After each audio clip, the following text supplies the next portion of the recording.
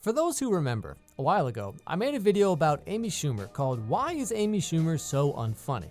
Like the name suggests, the video was about why I think Amy Schumer is not very funny, but more importantly, why she's not a good comedian. Why her comedy persona is, in my opinion, lacking in depth and doesn't really have a lot of room to grow. But being on YouTube, or really just the internet in general, it's really easy to criticize small things. I mean, have you seen my channel? It's easy to only focus on a handful of attributes that don't really measure up to whatever standard you have in your head that's probably always fluctuating anyway. It got me thinking, if Amy Schumer is a bad comedian, as I suggest, what would make a good comedian? But not just who do I think is funny, but who is genuinely a skilled comedian, and more importantly, why? What is it about their comedy that I can point to and say, this is why they're a good comedian? So I watched Dave Chappelle's comedy special again, this time paying a little more attention to not just the jokes, but the overall structure. And what I found I thought was pretty interesting. In Amy Schumer's case, for example, she tells a lot of jokes in rapid succession. Each individual joke has a warm-up, a setup, a payoff, and a punchline. Dave Chappelle's stand-up special, in contrast, is itself kind of like one long joke. It's hard to point to any particular punchline because his entire 1 hour routine is itself one giant build-up and payoff. Now, as we're all aware, explaining a joke is the best way to ruin it, but to illustrate my point, there's not much else I can do. So right from the beginning, he answers the question most of the audience has been asking. I don't know if you ever saw on TMZ the big headline, Dave Chappelle drunk on stage in Detroit. Well, if you saw it, I wasn't drunk. I had smoked some reefer with some rappers. Yeah. I don't know if you know anything about hanging out with rappers, but their weed is very strong. The article goes on to say I was booed off stage, which is also incorrect. I was booed. I did not leave. Here is where he calls back to the news reports and gossip that we, the audience, are wondering about. At the end of each sentence, he tells us what really happened, but the real meat of the joke is the statement here in the middle. By sandwiching these three parts together, we're taken on a bit of an emotional roller coaster. We're not sure if this is a serious or comedic part of the show. Now, of course, the genius of Dave Chappelle, though, is that it's actually both. Now, he keeps going, still explaining the incident from before. You know, normally when you do a comedy show, he's just looking up at you like. That didn't take long for the faces to switch up. Like, it just took one person to break the ice. It's a black lady with the Ford Motor shirt on. She stood up suddenly. You, Dave Chappelle. I said, excuse me? This show sucks. And in a weird act of racial harmony, a conservative white guy stood up and backed her up. Yeah! This is a perfect example of how Dave Chappelle can misdirect his audience so seamlessly. It's almost like mind control in a way. This part here feels like the joke, when he makes these faces to simulate how the audience was feeling. He makes us think this is the joke, but then follows it up with this part at the end. This is the actual joke, but because we think the joke is already over, it hits us as doubly funny. But why this part is as funny as it is the real genius behind the bit. He puts us in the seats of the audience at the time of the story, going from excited to perturbed, and then uses this idea of a black woman teaming up with a Confederate Southerner white man, all thanks to him. He paints himself as the villain who unwittingly brought peace between two of the most historically antagonistic groups in the United States. The fact that he can use misdirection to not only Trojan horse a joke, but also make it a commentary on the state of modern-day race relations is like watching Bobby Fischer play chess. Dave Chappelle has this ability to play with our expectations, to misdirect us like David Copperfield doing whatever it is he does now. The key point is that his jokes don't really even feel like jokes. It's more like he's just telling us a story at the neighborhood barbecue.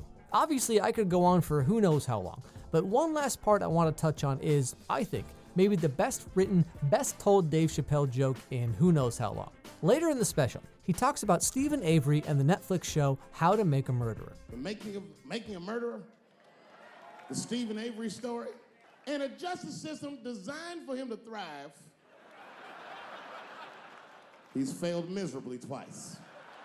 If Making a Murderer was about a black dude, that shit would be called Duh. Of course everything can go wrong.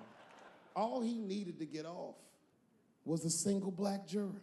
Because only a black dude in the United States can look at 11 other dudes and be like, I think the police did this. Now, this part here is the setup, obviously, making sure we're all on the same page, explaining a few details and all that. Here is where we get not so much a joke, but more of a commentary on the justice system. This one statement, again, is a bit of a misdirect. Instead of just directly saying that white people have it easy in the justice system, he seems like he's going in that direction, but this statement is a bit more multi-layered than that. The justice system is supposed to be innocent until proven guilty, aka designed for him to thrive, and also his race is supposed to make things easy for him, but he still failed twice even with both of these alleged fail-safes in place. Here's where he gets to the real race part, but again, it's not about white versus black in the court system. You see, he's still talking about the Netflix show itself, which is why the joke here is so funny. This setup is paid off here, but the real joke, I guess you could say, is this entire bit. You see, Making a Murderer, the show itself, has nothing to do with race at all. But Dave Chappelle is commenting on the show from a black man's perspective. He doesn't shame or lift up any particular race. He doesn't try to go after the low-hanging fruit of police only go after black people. Like before, he misdirects us as to where the joke is going. First, it's about how the justice system is messed up for everyone. Then it's about if Stephen Avery had been black, the show would have been like one episode long. And then at the end, it's about if there had been just one black guy in the jury, he would have suspected the police from the beginning. You see, in just one bit, Dave Chappelle takes us through 3 different punchlines while commenting on race and politics at the same time without alienating any particular part of his audience. Listening to Dave Chappelle's comedy is like watching an artist paint. Now, humor is subjective, and what I think is funny, you may not.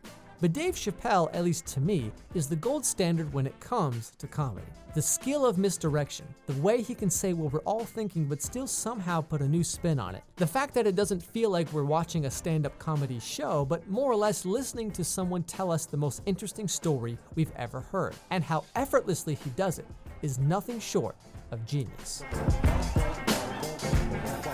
So like I said, back when I made the Amy Schumer video, I wasn't trying to attack her as a person, but I was just trying to say, like, I don't think she's a good comedian.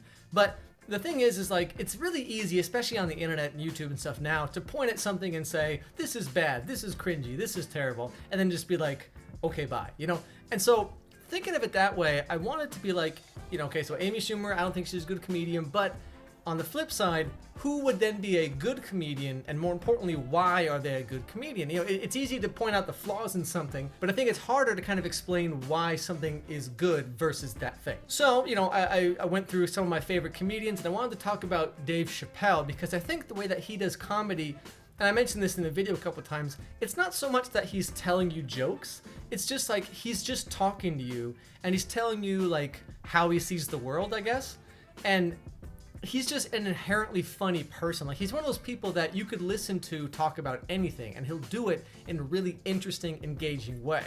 Even if he's not telling a joke, he's like a master at just getting your attention and taking you kind of on this journey through his mind. Now with this video, I wanted to go for more of like a kind of 60s, 70s kind of funk, like rock type of vibe. Like on the internet, especially YouTube and stuff like that now, like 80s nostalgia, this kind of like faux 80s nostalgia is really popular. Everyone has like 80s aesthetic and 80s intros and 80s style stuff, and a lot of TV shows out there are doing 80s things, which in and of itself is fine, but it's just like the 80s nostalgia circuit is just so like overdone.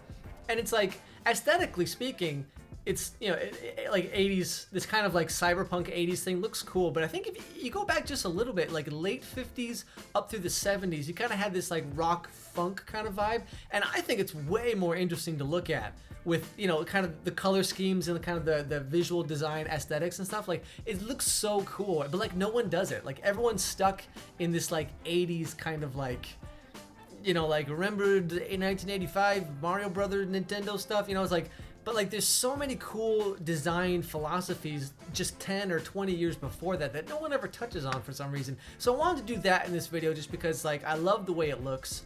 I kind of got into it a little bit with my Riverdale video with kind of like a 50s, 60s kind of vibe. And I just wanted to take that a little further because like I think it looks cool, even though it's not like the popular thing. I actually made this video almost a month ago. I was gonna put it out, but then I changed the schedule up, and then Death Note came out, and I did Death Note, and then kind of the follow-up to Death Note because I had more to say on the topic. So I'm finally releasing this video, And this is, maybe no one else cares, but for me, it's kind of like some inside baseball where it's like, whenever I make a video, one of my biggest fears is like a bigger video essay type channel is gonna make the same video before I put mine out. I release my videos every Friday, and I'm always so scared that like Wednesday or Thursday, some big 100,000 million subscriber channel is gonna release like the same video, and so like it's always one of these fears I have is that like I'm gonna be too late. But anyway, I hope you enjoyed it. If you ever want to get in touch with me and give me some ideas about what kinds of videos you want to see or what topics you want talked about, TV shows, movies, whatever, the easiest way would be to talk to me on Twitter, because there's so few people who follow me on Twitter that I'll definitely see you if you at me or message me. I get messages now and then from people saying, hey, I want to see this, I want to see that. And, I always want to know what you guys want to see. And so, like I said, Twitter is the best way to contact me for that. If you're not following me on Twitter, please do, because we're having a good old time doing whatever it is we do on there. Anyway, thanks for watching. Next week, new video. So have a good one. Here is where he calls back to the news report and gossip that we, the audience, are wondering about. At the end of each sentence, he tells us what really happened. I'm just explaining the joke. Like, is that... Everyone's probably going to think this is a terrible video. Charlie, are you serious? Can't do that anywhere else? Dave Chappelle has this ability to play with our expectations, to misdirect us, like David... Who is calling me? I don't even have friends.